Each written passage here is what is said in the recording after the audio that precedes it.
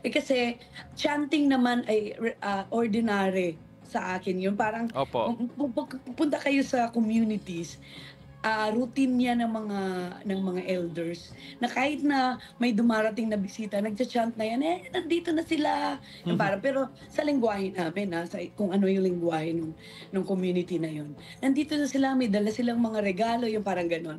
So, pagdating ko dun sa studio, hindi ko pa alam kung ano yung project talaga, kung ano yung ano, ah, ang sabi ko lang, ano ba ang feel nung kanta? Ano ba ang dapat kong i-chant?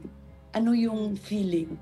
Ang sabi nung aking kaibigan, si Alan, sabi niya, "Bayang ano, ginahasa na kabundukan, Hmm, Hmm. na mm. nagagalit ang inang kalikasan, na nawala na, namamatay na yung parang nangyayari sa yung nangyayari ngayon, lalo na sa Cebu, yung yung bumaha Opo. at Oo.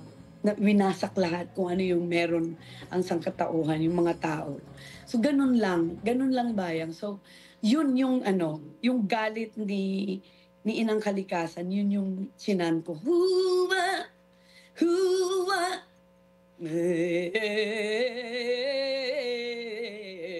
gano'n. Lumabas lang siya ng kusa.